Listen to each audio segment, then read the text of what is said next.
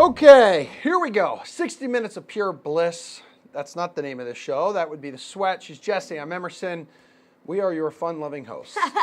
On the menu tonight, NBA, hot or not, could OBJ be on the move soon? Oh. And how some golf lineups were wrecked just 6 holes into the Arnold Palmer Invitational. Yeah, and a big trade also going down the NFL. Oh, yeah. We will tell you about it. I'll tell you all about it. Do not look on Twitter right now. Yeah, don't do it. But we've got a super duper busy NHL slate tonight. 11 freaking games. What? So we'll just start there.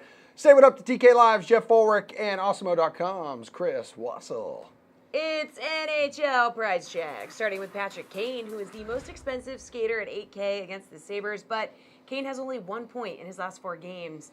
So do you think he's overpriced here, Jeff?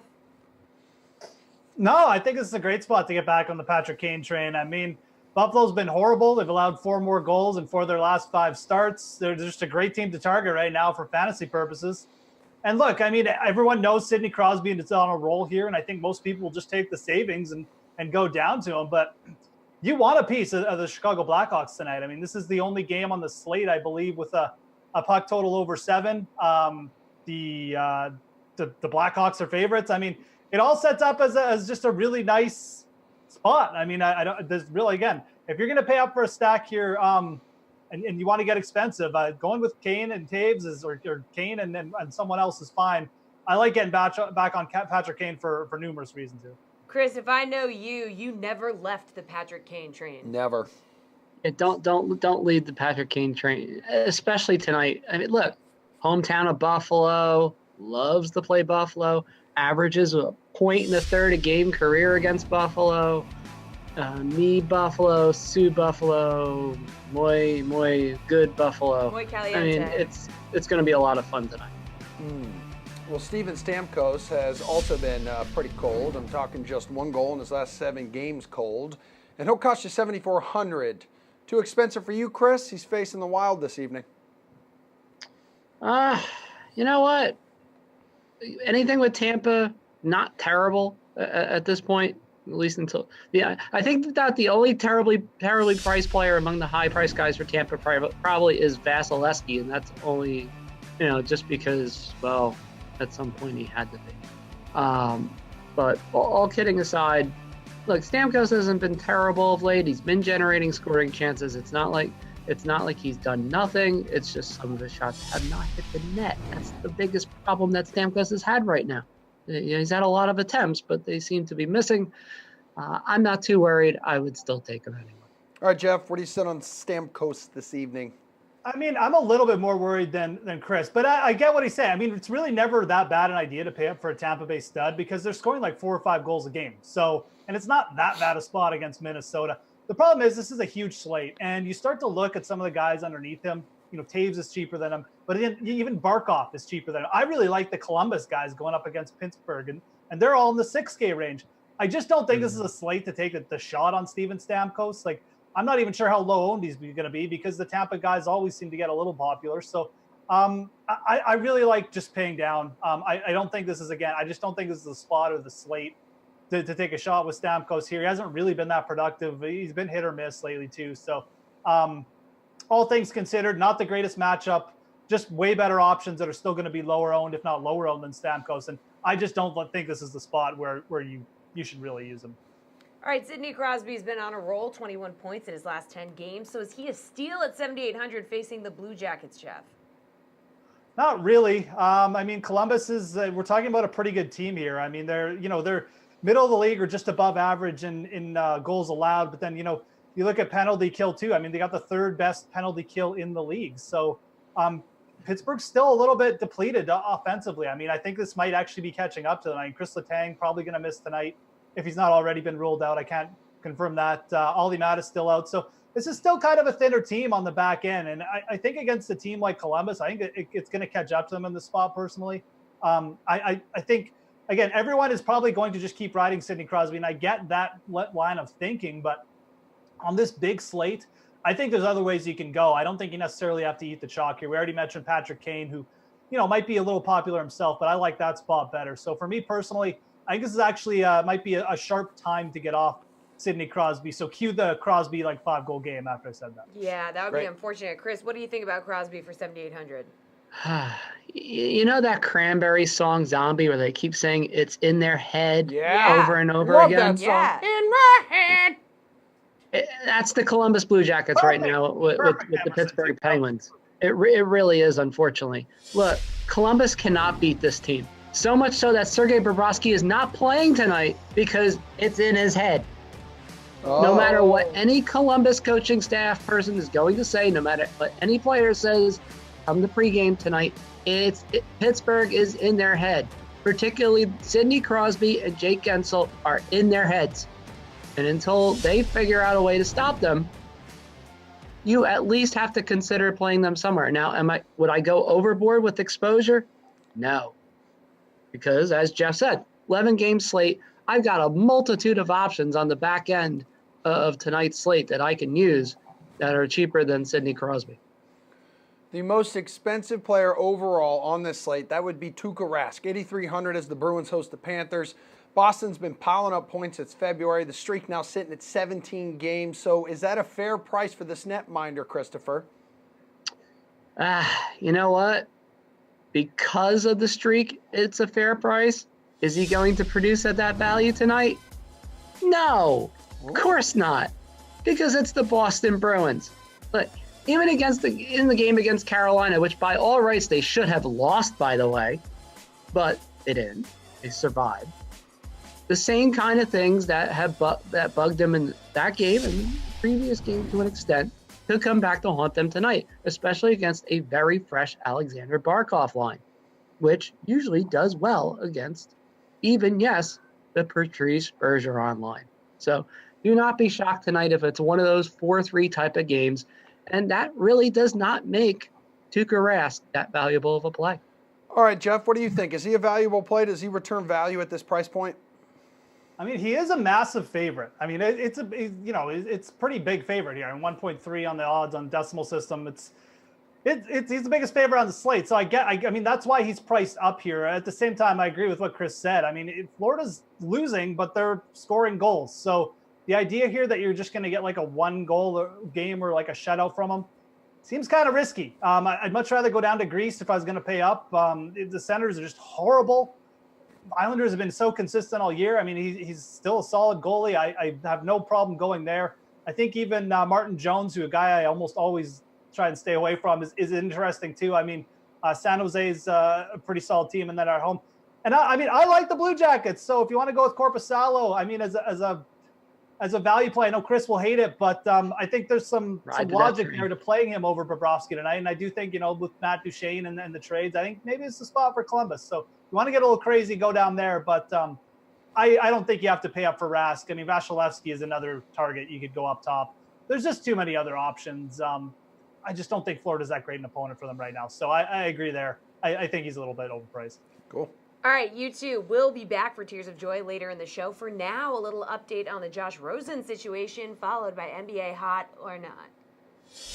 Tyler Sullivan here with the DraftKings Fantasy Flash, and you may want to hold off on putting Kyler Murray at the top of your NFL mock drafts. According to Adam Schefter of ESPN, multiple teams have called about the other young quarterback already on Arizona's roster in Josh Rosen. And while the teams have been calling, the cards have been hanging up on them as Schefter relays that there has been no indication by Arizona that they are shopping the number 10 overall pick in the 2018 NFL Draft. Obviously, things can change between now and the draft, but publicly, the Cardinals have been indicating that Rosen is their guy, despite the smoke surrounding Murray and first-year Cardinals head coach Cliff Kingsbury. Rosen didn't light up the stat sheet in the 14 games he played last year, completing 55.2% of his passes for nearly 2,300 yards, 11 touchdowns, and 14 picks, but he did show flashes of his potential. The question now is whether that potential is enough to have the Cardinals keep him in-house, and according to this report, right now, it is. Oh boy, tonight's NBA slate, brace yourself for this one. We're talking not one, but two. Oh, wow. Just 2 games. But it's all good because we have DK Live's Pierce Dietrich, Gary Thorne, and Julian Edlow here to lend a hand. And a new segment we're calling Hot or Not. So, will the following players be hot and exceed expectations, or not. Ugh. So Russell Westbrook faces the Blazers. Julian, do you think he's going to be hot and make flames show up on your DraftKings app or not and give you a big old snowflake?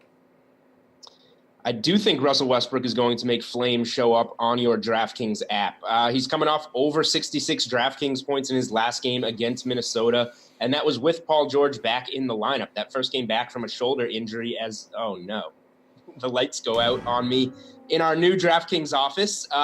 Nice, dude. Oh, there you go. Boom.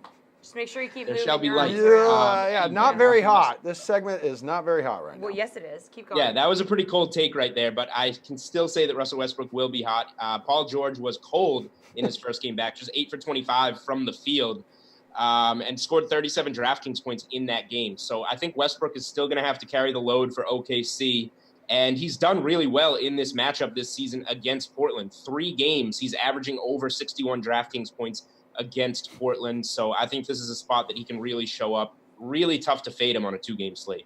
Pierce, hot or not, Russell Westbrook? I'm going to go with hot. It is tough to fade him on a 2-game slate, but it's also not tough to fade him when you consider who you're going to have to roster if you take Westbrook on your team. I'm going to lean towards hot, even though if you look at 2 of his last 3 games, he's got some duds there from Westbrook standards, but it's also because these games were very slow paced. Playing San Antonio and Memphis, I think you can pretty much just write those games off. What I like about Westbrook recently, 5 of his last games, he's shooting above 50%, and that's always the big concern with Westbrook, is he's a terrible shooter, and you hate rostering because of it. He's going to get assists, he's going to get rebounds, a high-paced game, a really good matchup. He'll probably turn it on to face off against Damian Lillard, so you're going to get a little bit more of Westbrook. The question always is he going to make shots? Because if he can make shots, he can really blow up the scoreboard, and he's been shooting really well lately. So I think hot. Ooh, we got a hot. Garion, what do you think? Yeah, round of hots. Sort of like Julian said, it's just back to business as usual in Oklahoma City. I mean, Paul George didn't shoot all that well, but at the same time, they took 53 combined shots in that game. No one else on the roster had double-digit field goal attempts. So I think when you're looking at this situation, the only thing that would deter you from using Westbrook is if you want to play Giannis instead. And I just think you look at the game that's got a higher projected total, a higher implied pace, and the fact that Westbrook is an underdog tonight where Giannis is an overwhelming favorite. I think Giannis could maybe play 30 minutes tonight. Westbrook could probably play around 40. So I'd rather just roster Westbrook. All right, Eric Bledsoe has had some very disappointing games in the last month or so, but 2 of his last 3 games include 52 and 67 fantasy point performances. So, Pierce, is this dude going to be hot or not against the Pacers? Yeah, well, Bledsoe is the perfect guy for this segment because he's either going to be hot or not, especially the way he's playing recently. And if this was a bigger slate, we probably wouldn't talk about Bledsoe unless we were gluttons for punishment. True. But we don't have very many options. I'm gonna be an optimist here and lean hot because the upside's there. You look at his recent shot performances, maybe not the best shooter lately, but the shots are still there. 15 shots, 20 shots, 24 shots, and that's the kind of upside you're looking for tonight. The problem is it's a very tough matchup. Point guards against Indianapolis have scored the fewest points. Shooting guards, if you want to consider him sort of a shooting guard as well, 4th fewest points. It's a tough spot. He does have a dud recently against them. If you look closely, he's got a 7-point performance. And the team just didn't play well in that matchup. They came out in the second half. They were at a -12 when he was on the court. They yanked him from the game, and they actually came back and won. That game was recent enough that you might want to slightly be concerned with his time on the court too.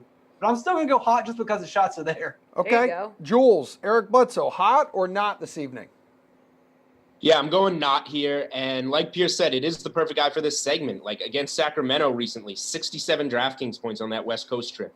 In his game prior to the All-Star break and first game back from the All-Star break, he had 16 combined. He had a game with 9 DraftKings points, a game with 7 DraftKings points. He can completely disappear off the map, unlike anybody else that's going to run you $6,400. So, yeah, if this was an 11-gamer like we were talking in the NHL, we wouldn't even be talking about Bledsoe. But because it's a 2-game slate, you can go here for, he's going to be as sneaky of a play, I guess, as you could get on a 2-game slate. So I guess you could play him in tournaments, but I do not think he's going to be hot here. The Pacers are one of the best teams defensively against the point guard position. They allow the fewest DraftKings points per game to point guards. So I'm not going to be touching Bledsoe on this 2-game slate. Gare Bear, how hot will this guy be tonight?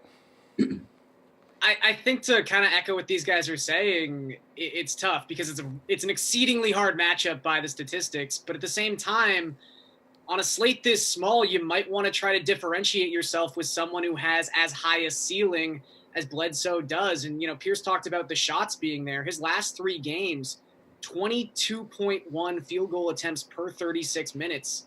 That's insane levels of usage. So I'm going to say hot here just because I know he has the potential to go off, and I think that's more important on a slate like this. All right, Bojan Bogdanovic has been playing above his average lately. Is he going to be hot or not tonight against the Bucks, Garion? I'm going to go with hot again. Woo! I mean, Bojan's been one of the most efficient scorers in the NBA the entirety of the season. Obviously, he's been more consistent from a fantasy perspective since Victor Oladipo went down, but you look at guys who are averaging more than 0.4 points per touch this season with at least 40 touches per game. He's in a class with like Klay Thompson, Kawhi Leonard, James Harden, Paul George, JJ Redick. Like, there's just not that many guys doing it, and he's getting extra volume and still has remained efficient. I just think his price point is really good, even in a matchup with 2 very overwhelmingly good defensive teams playing. All right, where are you going on this one, Jules?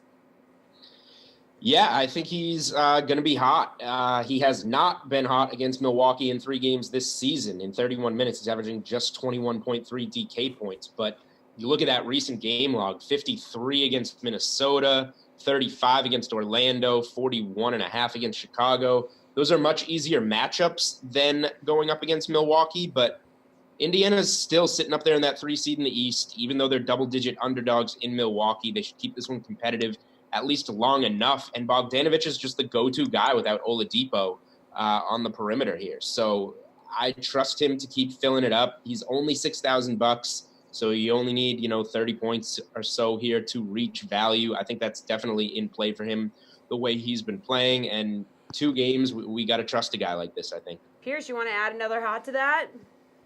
Yeah, on the hot-cold spectrum, he's definitely warm. I don't know if he's really hot. Bledsoe would be a hot guy, a guy that has a bunch of upside and can break the slate. Bojan will probably have a really good game, but I can't see him really going crazy. He's very stable. He's got a ton of usage right now because Oladipo's been out for a while and forever now, and you've got Sabonis who's been out lately, and we've seen his usage go up 40% in one game, 33% usage, and then a 25% usage game against Chicago, but he still shot 64%. 25% usage is fine tonight, and 25% usage is fine when the guy shoots 64%, and that's the thing with Bogdanovic is he's a good shooter. He makes shots. That's the thing with him compared to Bledsoe. Bledsoe can throw up a 7-point game tonight, but Bogdanovic, even if he doesn't have huge usage, the shots fall for him. All right, you 3 have definitely earned yourselves a much-needed break. We're going to see who you'll save on and who you'll splurge on coming up. But for now, here's Adam Kaufman with the 411 on the Phillies following the addition of Bryce Harper. I'm Adam Kaufman, joined by Scott Lauber, Phillies beat writer from the Philadelphia Daily News, also the Philly Inquirer. And Scott, well, inquiring minds want to know, what's the attitude around the team now that Bryce Harper is signed on? It's as you would imagine, there's some excitement around this team that hasn't existed for quite some time. You'd have to go back to 2011 and when they had the 4 aces, Halladay, Lee, Hamels, and Oswalt to kind of even approximate what this past week has been like since they signed Bryce Harper. They've had 7 losing seasons in a row and a fan base that's pretty hungry to win. So the idea that they could wind up with Harper, and then the idea that he was actually here and he's going to play his first game in a couple of days. It's kind of an atmosphere that hasn't existed around this team in quite some time, and it's a pretty big deal, obviously. Well, Scott, DraftKings more than dabbles in fantasy. We like numbers around here. So what do you expect from Harper in terms of performance? I know he's had some success in that ballpark. Yeah, he has. I think it's 14 home runs, which is the most homers he's hit in a road ballpark in his career. You'd think, right, that left-handed swing and that short right field, well, short every field at Citizens Bank Park, but especially there, going to right field, you would think he could put up big numbers. So, is it out of the realm to think he could hit 40 home runs this year? I don't think so. I mean, I think that I think that this is one of the things that they're expecting from him, is that he'll put up big numbers in their park and go forward that way. It's not just Harper. It was a big offseason for the Phillies. I mean, they added JT Realmuto, Andrew McCutchen. I know he hasn't been as great of late, but even still a former All-Star. Gene Segura, who was an All-Star last year, like Realmuto. How high are the expectations for this offense? Pretty high. I mean, look, you could be looking at a situation where it's conceivable that 4 of the first 5 hitters in the lineup are guys who weren't here last year. You touched on McCutchen, Segura, Realmuto, Harper, and then Rhys Hoskins. They figure to be in some order 1 through 5. Mm-hmm. And, for a team that had the fewest hits in the majors last year, those are huge offensive upgrades. You would think that they would be a pretty powerful offense, one that can get pretty deep. And, look, I mean, if you're talking about players that could have breakout years, I kind of like Maikel Franco hitting 7th in a Phillies lineup. I mean, this is a guy who, when they were bad, was a middle-of-the-order guy. And so, I think that if you put him 7th and you surround him with good hitters, he's a guy who could wind up having kind of a breakthrough year. He's only 25 years old. So they love their offense. They think it's pretty deep. And I think the major question for them, or really, the most significant one is their starting pitching, and do they have enough of it going forward to win the division this year? All right, Scott Lauber, thank you very much. You bet. Anytime. Arnold Palmer Invitational update, y'all. That's right, golf has been played. Here to comment is DK Live duo Reed Fowler and Jeff Ulrich.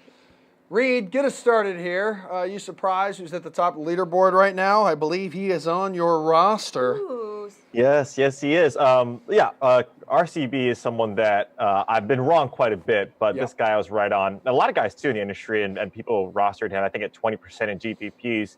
He was just coming into great form. We saw his long iron approach, his strokes gain approach, bird your better gain over the last 4 or 5 tournaments. It was really good coming into this week. It's really set up nice for Rafa Cabrera-Bello. So I'm not too surprised. Keegan as well. I mean, he's putting where he's not losing strokes finally. And that's what we always hope for a guy like Luke List, Keegan Bradley. When they get their putter at just about average, it turns out to be really nice. So we just got to wait on Keegan because he can always fail us over the latter part of the rounds in the tournament. So those 2 guys, not too surprised. What I will say I'm surprised about is that most of these guys, or those 2 actually, started on 10 today. And then that was in the early part of the round today. The guys who started on 10 did really well. So that's something I was surprised on a little bit. Okay. What about you here, Jeffrey? I know yesterday neither Reed nor Matt were very high on Phil Mickelson, and he's T3 right now. Yeah, no, I mean, I wouldn't have been high on Phil Mickelson either. And I mean, quite frankly, it's a great round by Phil because I don't know if you guys saw, but he basically hit a ball into the net and it went 2 feet and double bogeyed a hole. And I mean, that would break most people. I do that like regular on the reg, but I mean, for a pro golfer to do is pretty embarrassing. But I mean, look, and he still put up a 400 round. I was a little shocked. I mean, I don't like this setup for him necessarily long term. We'll see if he keeps it going during the week. But I mean, he's definitely been hot at times this year. So I mean, I think that was pretty interesting. I mean, obviously there's some, I don't want to say a eclectic mix at the top here. I mean, Bubba was a bit of a surprise, but you go down to the -3 range and you get some guys I'd keep an eye on. Tommy Fleetwood for sure. It's pretty good with the ball striking, putting. If it pops up even a little bit on the weekend, you'll see him get in the mix for sure. And then going down a little bit, I mean, Lucas Glover's still there. He still seems to be riding a hot putter. And the only other guy I'd really keep an eye on is Patrick Reed at -2. Real quick, Jeff, how frustrating was it to see Jason Day pulling out after, 5 or 6 holes with that back injury? Oh, not frustrating at all. I mean, I just had him on both my lineups. So, no, I mean. So does Reed, so. So I'm fine. You know what's more frustrating about it? When they come out with the news that he actually tore a disc in his back last weekend. Yeah, he was at Why are you even attempting to play in this tournament? I saw your tweet. You already tweet. had a torn disc. It's so ridiculous. What else did you think was going to happen? So yeah. This is the flaw with PGA, though. They don't require reporting of injuries like that. That's just, it's take it or leave it with PGA DFS. I mean, it doesn't happen that often, but, once a month we get a big withdrawal like this. Yeah, people were pretty pissed about that on Twitter today. I feel like he did it because he was like, I'm going to ruin Jeff's lineup. And Reed's, and mine, and Samir's. Not yours. You forgot to put one in. Yeah, I did, but I won last time, so you were pumped about that. I saw you reminding everybody except for me to play No one cares. Lineups. You got to read the next question. All right, Jeff, after what you saw today, who were you the most right about in those predictions throughout the week? Oh, I mean, look, it's a bad day for the chalk. It's a bad day for most of the guys I liked. Siwoo Kim +6. I was kind of high on him. The only guy who I really wrote up for a little bit, and he just mentioned, and I did like, is Patrick Rogers.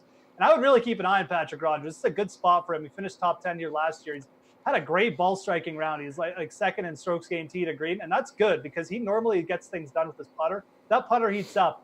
You'll see him in contention. So Patrick Rogers, my lone saving grace so far. Reed, who are you the most right about?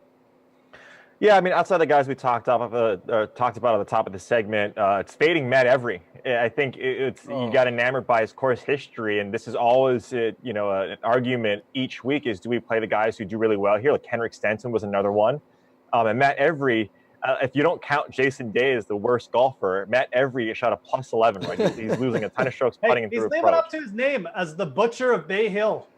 Exactly. You can take it for what that's worth. I mean, he totally butchered himself out of this tournament at +11. So fading Matt Every, look, we'll talk about a little bit in terms of ownership, but that's something that you always have to look into is, where are these guys? Where's the chalk bomb that's going to happen? And Matt Every at that, where he was, at what price he was owned at, that was a little scary. So just fading Matt Every, if not talking about like the Keegans and the RCBs.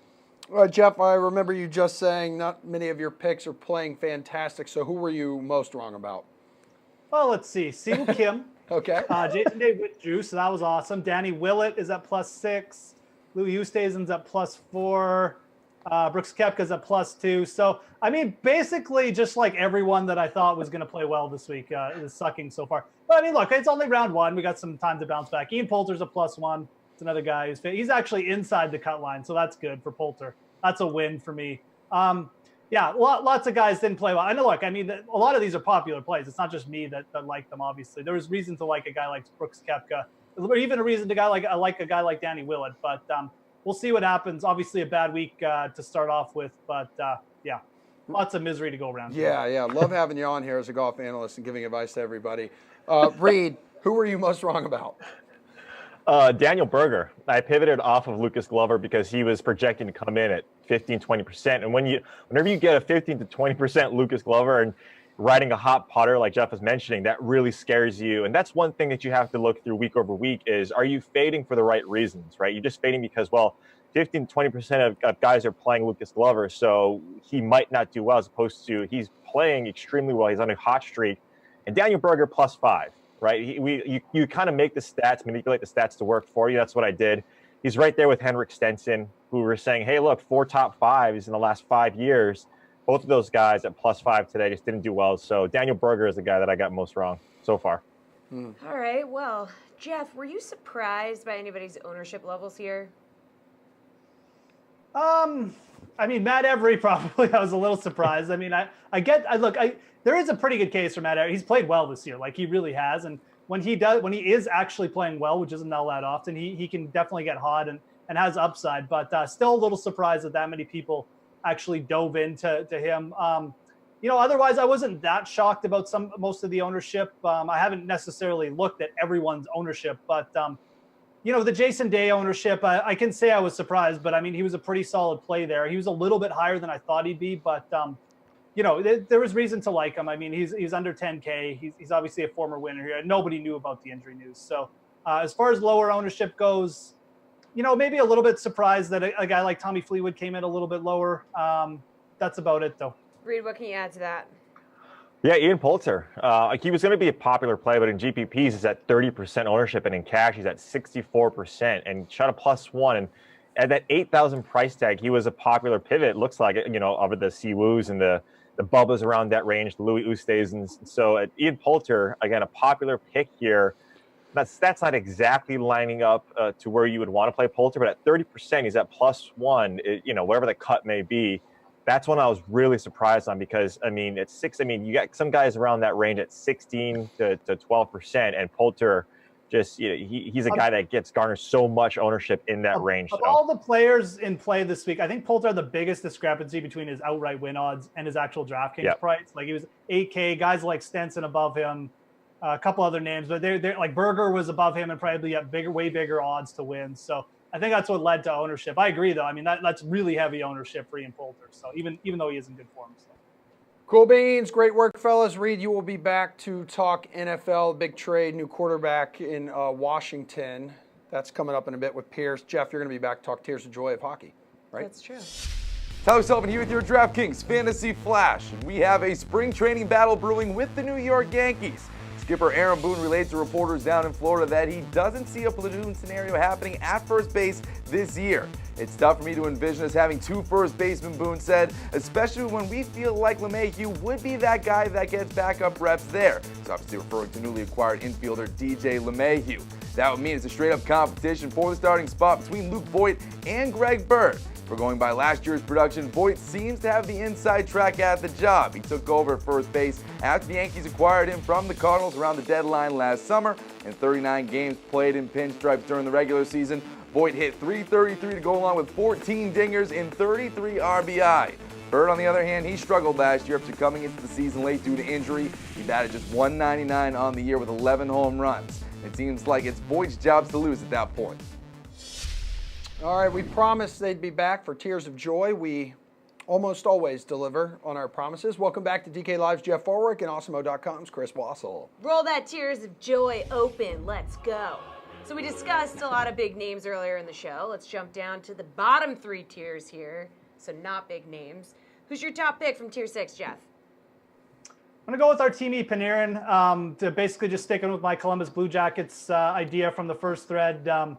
Again, I mean, Pittsburgh without Chris Letang, just a little bit weaker. Ollie Matt out, just weaker on the back end. And I think that I get the idea that Pittsburgh owns Columbus, but this is just, they need points. Like, Columbus needs points. They're in a playoff race. They've got the guns up front now to compete with Pittsburgh. I think it's a good spot to go a little bit contrarian here and go with the guy like Panarin. Addition of Matt Duchene helps on the power play. There's just a lot of stuff. I mean, if I'm looking at other people, Ryan O'Reilly definitely sticks out against LA. I get that play. I get going with the Pittsburgh guys too. I mean, I'm not saying you necessarily have to have no exposure to Pittsburgh tonight because it could definitely work out that way. But I think Panarin's going to be lower owned in this tier, and I like the upside. All right, who are you going with, Chris? I'm going with Jake the Snake Gensel tonight. He's been rolling along with Crosby, and you got to kind of just roll with this a little. Like Jess said, though, I do like that St. Louis one against LA again. They showed it last night against Anaheim. Look, if you turned your TV off with about 3 minutes left and you went, oh, I had an okay night with Tarasenko and Peter Angelo and O'Reilly stack, and then you woke up in the morning, you're like, yeah, I cashed. Ooh, I cashed well too. Well, what happened? Well, they got in on the last 2 goals, all of them, and as a result, rode the magic carpet ride. So don't be shocked. You see a little more tier ownership on Ryan O'Reilly. Magic Carpet Ride by Steppenwolf. Fantastic song, by the way. Chris, while we have you here, who do you like the most in Tier 7? Tier 7 and Tier 8 were, for the first time I have to say since I've been doing this, there problems, tonight as far as choosing a good enough player. As much as I like Tarasenko, there's a little part of me that likes Barkov a little bit more against Boston tonight. Boston's been ripe for a loss for some time now, and this could be the time where, look, a guy like Barkov, who is excellent offensively and very underrated, could strike, especially maybe a power play tally or 2. Has 68 points through his first 65 games, 10 points away from a new career high. Is that who you are going with in Tier 7, Jeffrey? Not necessarily, but I mean, just sticking with Alex Barkov, with just given the form he's in, it makes sense. He's not going to be that highly owned because the Panthers are pretty low, like big underdogs tonight, and Tarasenko, who I also like, is probably going to be the chalk here, just because Tier 7 you get Tarasenko against LA, and I like both those picks. The guy I'm going to take is Matt Duchene, though. I'm just going to stick with the Columbus Blue Jacket thing. Either they're going to win like 6-1 tonight, I'm going to be exactly right, or they're just going to get no points. So. But I like Matt Duchene in the spot. I really do. I mentioned the Pittsburgh narrative. They're weak on defense. Duchene has not done much the last few games, but he's got time to settle in to his role. Now he's playing on the line with Cam Atkinson. And you could, if you want to go Panarin in Tier 6, you can still stack him with Duchene because they play on the power play together, even if they're not on the same line, even strength anymore. I'm going to go Matt Duchene with the misnomer that you don't like that pick. Tarasenko, Barkov should be the next 2 guys on your list. All right, finally, we make our way down to tier 8. So who's the best option from the working man's tier, Jeff? Yeah, I mean, it's between Brock Nelson and Anders Lee for me. I mean, they're going up against, you get the first line of the New York Islanders going up against the Ottawa Senators. And I get the appeal maybe of going with like a Bozer against Edmonton or something like that. But I think for me, it's just going to be Anders Lee going up against Ottawa again. I don't really need to sell it much more than that. But Lee's a part of the first line. I know the Islanders do tend to spread their scoring out a little bit. But I mean, Anders Lee definitely capable of big games here. A little bit boomer bust, but I mean, pretty much everyone in this tier is. I think if I was going to go another way, I don't think that rostering Max Domi is necessarily a bad thing. He's been pointless in 3 games, but going up against the San Jose Sharks, who score a lot, but also tend to, get in shootouts. The Montreal offense has been okay over the last month or so. So Anders Lee would be my top choice, but I think Max Domi as a contrarian makes sense. Chris, where are you going on this one? I'm going kind of in the same direction, more or less. It's funny because Anders Lee actually has the slightly worse matchup by DK rank, but don't look at that just because over the last 10-15 games, the Ottawa is so decimated by trades, injuries, whatever it looks like the Belleville Senators almost as opposed to the Ottawa Senators. So don't get too caught up in this guy's up against the 31st ranked defense or the 20th. It really doesn't matter. Anders Lee is a solid pick, and especially in this position. The Islanders almost got caught with their pants down at home against Ottawa. I tend not to think that's going to happen the second time around. One other thing, though, as Jeff was saying about Max Domi is a good pick tonight. But the one thing I do like is San Jose's penalty kill has slipped a little bit over the last 10 to 12 games, especially since Erik Karlsson's been in and out of the lineup. It might be time to unload that Shea Weber bomb of a shot from the power play from tier 8. Chris, 11 games, 1 slate-approved pick to rule them all. Who's your lock for tonight? It is none other than Patrick I Feast on Buffalo King. I knew it. I can read you like a book, Wassel. Go! Anything else? That's it. Okay, great. Oh, sorry, Jeff, we just go got ahead. really excited. Sorry. Okay, do me, guys. Who am I going to All pick? right, Okay. Jeffrey. Go ahead, Jeff. Slate-approved pick. Matt Duchene. Oh, my gosh. I knew it. I can read you like If a you book. actually watched this entire show, you probably knew I was going to pick someone from Columbus. Because like there I was a said, Columbus team. I don't care about history. They got Matt Duchene now. They got Dzingel. They've loaded up. This is the new Columbus Blue Jackets. I think Duchene is going to have a big night. The power play is going to get going. They're going to attack this weak Pittsburgh defense. Let's go. You guys are an electric duo. You're both free to go. Enjoy all 11 of those games. Excellent work as always. Emerson and I will BRB to talk some football. The reason we will BRB is because we're sending you to the PME studios right now. We've got Junior Dos Santos taking on Derek Lewis. Junior Dos Santos is 9,400, a minus 2-time favorite. Derek Lewis is 6,800 and plus 175. Give me your thoughts there, Cody. Yeah, well, of course, now it seems with Derek Lewis fights, we always talked about the big power this guy's got and how he's always dangerous. And even more so now that I think he's got 5 rounds to deal with. He's definitively the underdog. He's got the same issues coming into this fight, Paul, that he has coming into every fight. He is not the better grappler. He is not faster than Junior Dos Santos. He doesn't have better cardio than Junior Dos Santos. His chin's better than him. His raw power is what he's got. And taking away from that Volkov fight and the Roy Nelson fight and other times the Shamil Abdurakhimov fight, guy can be down 2-3 rounds. It doesn't matter. He can still come back. And it's not that I'm one of these guys that's really on the JDS's shop-worn bandwagon, because ultimately it's like they're heavyweights. But he's got 3 of his 5 3 of his last 4 losses are by knockout. His last 3 being by knockout. When he does get knocked out, it's by big power punchers. And Lewis is capable of that. When I look at $6,800 on DK, I'm not backing Lewis here. I think Junior wins. But that's an excellent price tag considering if you're playing, he would be considered at that price tag a total punt. And what a good punt this guy has proven to be over the course of his career. That if you don't take him out early, he'll put you away. Now, another great thing that Lewis has coming from in this fight is that if you want to beat Lewis, the clear path to victory is just take him down. That is clear as day. But, Junior doesn't fight like that. Junior's one of these guys going to stand with you. And Junior went out there with a young, brash Tai Tuivasa his last time out, and yes, got the win, but like took a beating in the early portion. He's 35 years old now. Lewis could catch him, and that's just an excellent price tag. But then again, look what he did against Francis. He doesn't pull the trigger. He's notoriously got a bad back. He's a slow starter. He doesn't throw a whole lot of punches. It's just when he does, it's a catastrophic amount of damage. So I think he's worth a DK punt play, but I got to think Junior gets the job done here. I'm not fully sold on Junior. He's not super trustworthy, but he is the better fighter. He's faster. He's got better hands. Tell me he doesn't win this fight. I agree with you. I think JDS wins this fight. This is the type of matchup that we've seen over the years. Slow, lumbering, big, heavyweight. JDS just starts landing to the body. We saw it in the Ben Rothwell fight. Everyone thought he was done when he took on Ben Rothwell. JDS, this is the guy. These are the types of guys he feasts on.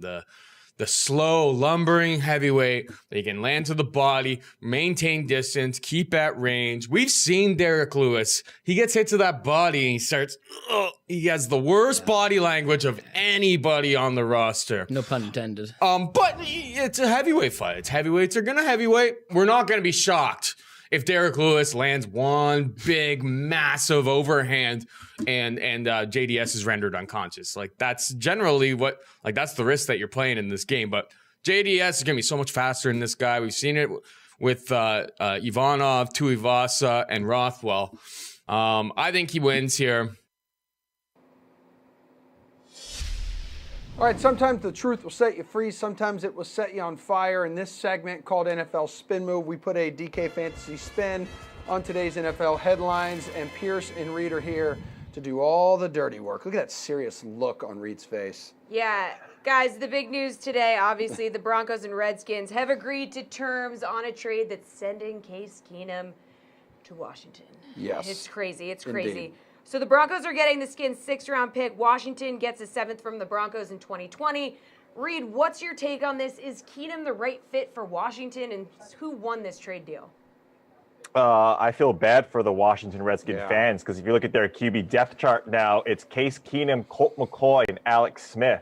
And I hate to say it, but I mean, I thought Jay Gruden said he trusts in Colt McCoy. I guess he doesn't, because why would the team go out and get a guy like Case Keenum? Now, he is a step up from Keenum, but the Redskins have 9 picks in this year's draft.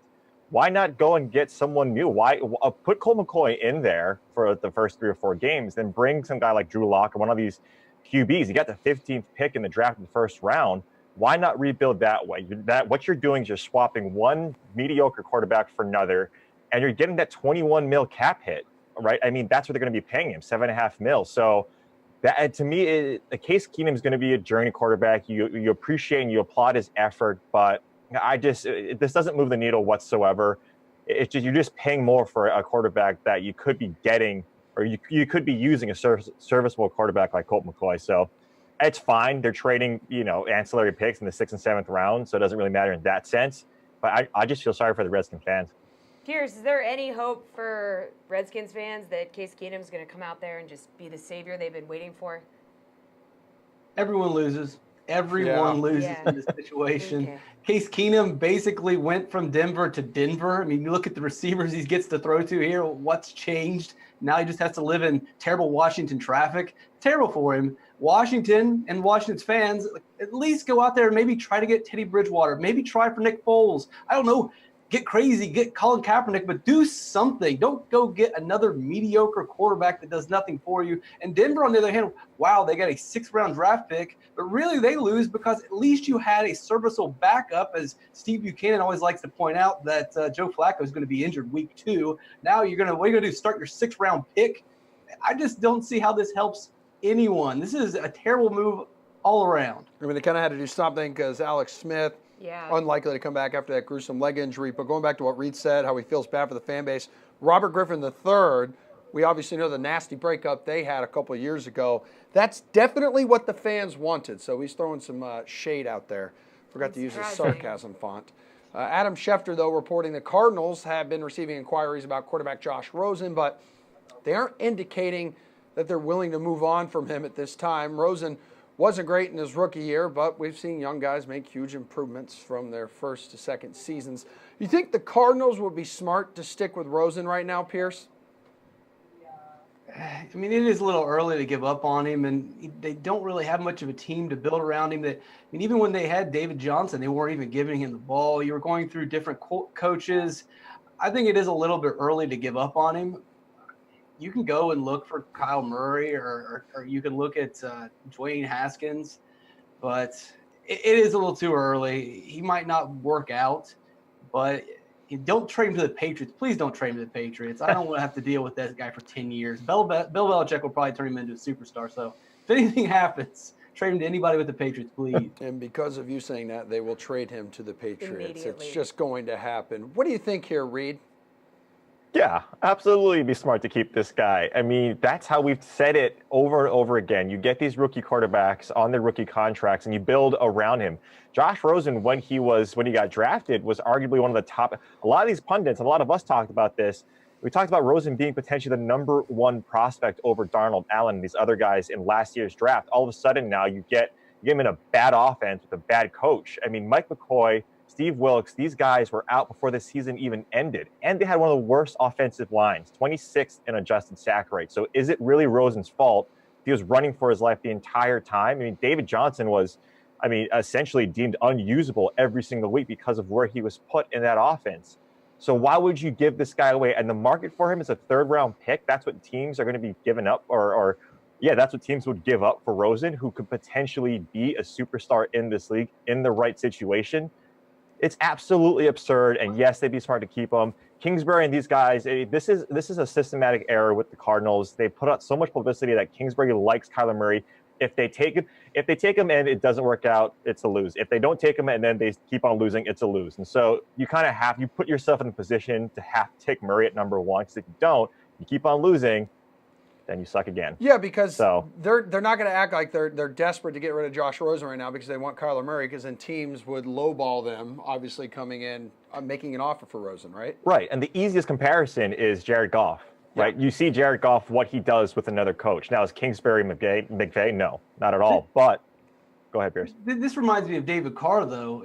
David Carr had a ton of potential, but he had to get sacked 3 million times his first 3 years. And after getting sacked 1,000 times, his potential was gone and you couldn't trade him for anything. So there is the ability to, maybe you can trade him based on his potential. If you leave him there and he's playing quarterback with no one to pass to and he's getting sacked, that potential is just going to go down and down and down, and his trade value is going to go with it.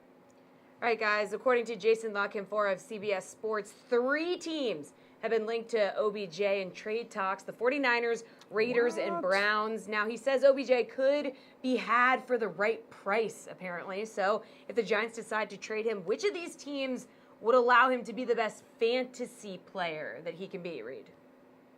The easy answer is the 49ers, right, with with Shanahan.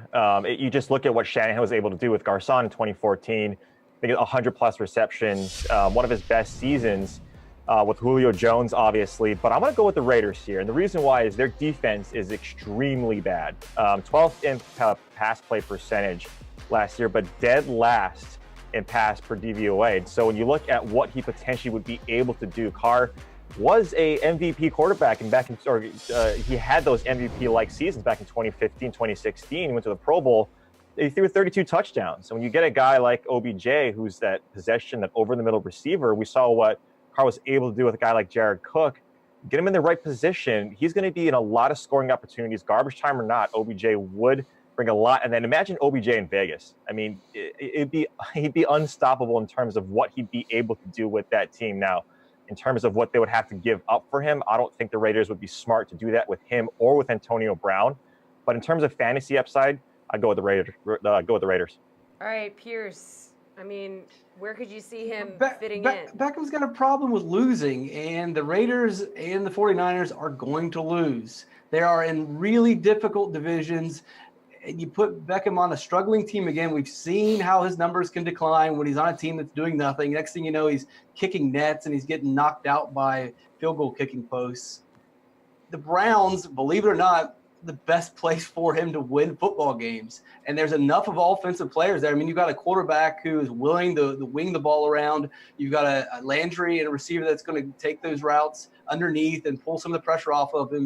You've got a good running game there. He definitely has the best offense in that situation. And Steelers are in the decline after they've lost two key players. The Ravens are building an offense around a terrible quarterback, and the Bengals are just going to bingle. So the Browns have the potential to win 10 games, especially if Beckham's on that team. And when he's happy, he can put up monster numbers. But how much, Pierce, are you looking into his bromance on Instagram with Tom Brady? He's not going to New England. He's going to end up in Cleveland. That's a great place to put stars. Send him to Cleveland. See what happens to his brand there. I think he would. Hey, him, Baker Mayfield, that would be kind of No way. exciting. You think OBJ is going to willingly go to Cleveland? No, We'll have to it's not up to him. drag him there. No All way. right, that'll do it, gentlemen. Reed, enjoy Legal Test Kitchen tonight with Bridget. Pierce, we need you for NBA splurge or save after this. Hey, what's going on? I'm Carolyn Azak here with your DraftKings Fantasy Flash.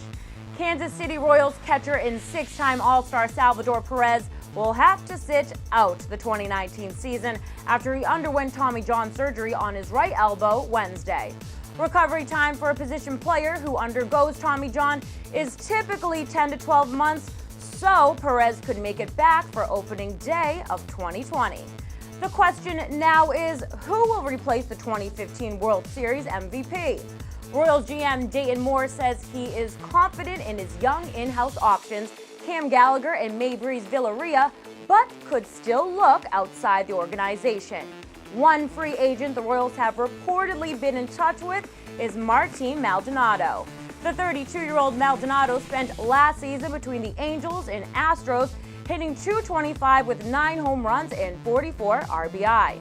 John Heyman of the MLB Network reports that the Mariners and Rockies are among other teams showing interest in the free agent, but the Royals have the biggest need.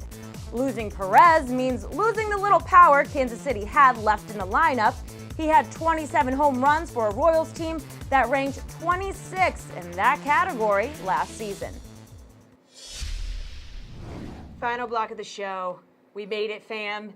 Hopefully you're still with us. We can confirm these guys are DK Live's Pierce Dietrich, Gary and Thorne, and Julian Edlow. They did not have a choice in the matter, but here they are.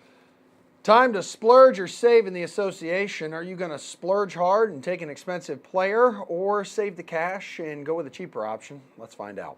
The Greek Freak is 11-2 against the Pacers, but if you're looking to save it forward, you could take his teammate, Chris Middleton, who's 6'3".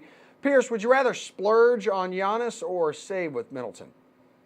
I'm going to save. I just can't see paying up for Giannis in this spot. There just isn't any value available. And if you take Giannis, then you're going to end up with 2 or 3 players that really don't have much of a chance. And I mean, I don't want to pay up for a guy who's playing good defense. If I'm going to pay up, I'd rather pay up for Westbrook. I'd rather pay up for Paul George, who are in high-paced games and have a lot more upside. And if you look at Middleton, he's averaging about 40 fantasy points over the last couple weeks. He does have a dud, but in that dud, he shot 7%. So that's a bit of an outlier performance. I'd rather take the savings with Middleton. Julian, on a night like this, you strike me as the splurging kind. You're going to spend this money. Look, this is one where I don't really like either play, so I'm going to cheat a little bit and say I would go in another direction on both. But if I had to pick one of these guys, I think I'm going to go with Giannis because he'll differentiate you the most. Just like Pierce said, Russell Westbrook's definitely the safer play, definitely in a better spot. Paul George is going to get a lot of ownership. So if you don't roster one of those two guys and pivot right off Westbrook to Giannis, you're already, getting as low an ownership on a stud on a 2-game slate as you're going to find. So I guess if you're making multiple lineups or something like that, you want to differentiate yourself, go with Giannis over Westbrook. And if he outperforms him, that's going to really work well in GPPs. Gary, and who's the safer play between these two? I think Middleton's the safer play. I can back what Julian's saying. I think that you are much safer in exploiting the Thunder's high-priced options. But even with the differentiation kind of factored in, I think I would just rather take Middleton. Like Pierce talked about, prior to that 1-for-13 game against the Suns, which seems kind of like an outlier, this is a guy who'd hit 30 DKFP in 9 straight games. It just feels like in this particular setting, in a slow-paced, defensive-minded game, it's going to be hard for Giannis to sort of double up a guy like Chris Middleton, which is basically what the salary implies. All right, Damian Lillard is 8,100 tonight against the Thunder, or you could go cheaper at guard with Dennis Schroeder, who's only 5,500 in that same game. So do you want to spend up on Lillard or go cheap with Schroeder, Garion? I'm going to spend up on Dame. I just don't trust any second-tier member of this Thunder team. It's just too difficult. You look at just the black holes on offense, and that's actually mean. You look at the one black hole on offense in Paul George for the Thunder, I just don't see a lot of shots coming the way of Schroeder. I mean, even with the 3-period stretch he got to play without Paul George, this is someone who's only scored or exceeded 30 DraftKings points once in his last 10 games, and that one time came without Paul George. I just don't think at his price point he's going to bring back enough value, where Lillard is inconsistent as like a top-tier daily option, but his ceiling is just so much higher. So give me the Trailblazers card. All right, Julian, what you doing here? Yeah, this is an easy one to play by the rules on, and we'll go with Damian Lillard at a very affordable $8,100. This guy just a few games ago was $9,200, so we get a really good savings on him in a really good matchup, paced up against Oklahoma City. So Dennis Schroeder, on the other hand, he played 40 minutes against Memphis, and then Paul George comes back, and he plays just 29 against Minnesota. He had a decent game with 26.5 DraftKings points, but that's just not going to continue. He's priced right now for Paul George to be out, and that's not the case. So Schroeder is a really easy fade for me, whereas on the other hand, Lillard is just so cheap. And in 3 games against Oklahoma City this season, he's averaging over 50 points. So I think this is a great place for $8,000 to get around 50 DK points, whereas Schroeder's going in the other direction. Pierce, what do you say? I'm going to disagree with these guys because if you look at the bottom tonight where you're going to have to go if you're going to roster big-time players, it's terrible. And so I'd much rather live in the 5K range with Schroeder than to pay for a guy like Dame and then maybe cut myself from really getting PG 13 and also Westbrook. The way I look at it, I see both of them having a 5X floor. Maybe you get – and Dame's probably got 6X, maybe a little bit more. But as a ceiling, Schroeder, no ceiling whatsoever. So you have to sacrifice that. But if I can get 5X out of him and the savings that's going to allow me to get Westbrook and Paul George in my lineup, I would rather go it that way. I just don't see Damian Lillard going off in this game. And if he doesn't go off, I'll just take a safe 5X from Schroeder. All right. Well, speaking of Schroeder, Yusuf Nurkic is the most expensive center at $6,700. But if you want to save, consider taking Brook Lopez for $1,400 less. Splurging hard or saving more, Jules? I will keep spending my money here and go with Nurkic. Nurkic is one of my favorite plays on this slate. He's just in such a good spot. And what we don't realize here, like OKC ranks 14th in DraftKings points allowed to the center position now, which is right around league average. But just like a month or so ago, they were ranked 3rd against centers. That means they have dropped off significantly, been one of the worst teams defensively against big guys in the NBA over the last month. So Nurkic is only $6,700. He averages in 3 games against OKC this season just about 40 DraftKings points. He showed us 2 games ago what kind of ceiling he has with 60.25 DraftKings points in just 29 minutes against the Charlotte Hornets. Nurkic is in a great spot. I don't know what's going on with OKC, but they're coming completely undone when it comes to defending centers. And Nurkic is the type of play that can really make you pay there. Pierce, Nurkic or Lopez? Yeah, it's going to be Nurk for me. You've got the paced-up game here. And as Julian mentioned, Steven Adams in Oklahoma City over the last month, last 2 weeks, terrible. I mean, the last month they're bad. The last 2 weeks they're even worse against centers. I don't really love the play, but I'm not completely sure that Brook Lopez is going to get 30 minutes tonight. So 30 minutes, not sure of 30 minutes in a slower game and a good defensive matchup. I would much rather go with the high-paced game with Nurkic. Gary, and splurge or save, and why? You're going to splurge here, but I will say I wrote up this as a showdown slate, this Portland-Oklahoma City game. And in that particular setting, I wasn't totally thrilled with Nurkic just because there is the possibility he gets into foul trouble. It's something that's happened a ton with Nurkic. The last time these two teams met, he fouled out of the game, didn't even play 30 minutes. He's 3rd in the NBA in fouls per game. The Thunder are 3rd in the NBA at generating opponent fouls. So there's that storyline to kind of watch out for. But on a slate where you're kind of locked into having to use a center, the ceiling of Nurkic versus, I guess, the floor, if you want to call it that, of Brook Lopez it's only $1,400. There's just not enough separating you in terms of salary to make you stray that far from a guy whose ceiling is as high as Nurkic's is. All right, under a minute before we let you go. Got 45 seconds. Need those slate approved picks. So who's your lock, Arian? Give me Westbrook. Julian. I think everybody's going to be, all over those high price plays. I think Yusuf Nurkic is the guy that I want in that mid price tier. Pierce. That's Paul George. He's the MVP. Oh, that's a good point. Nice job, everybody. Yeah, Good stuff. NBA excellent rosters, work. by the way, lock at 8 o'clock, so you got some time to kind of Yeah. think about and let everything, Rewatch all that information. This show. Follow you guys on Twitter. Anyway, this is The Sweat. We will be back tomorrow at 6 p.m. Be sure to tune in wherever you're watching now. Also, download the DK Live app for all the latest up-to-date updates. Quote Emerson Lotzia. It's on the quote board. We can't wait.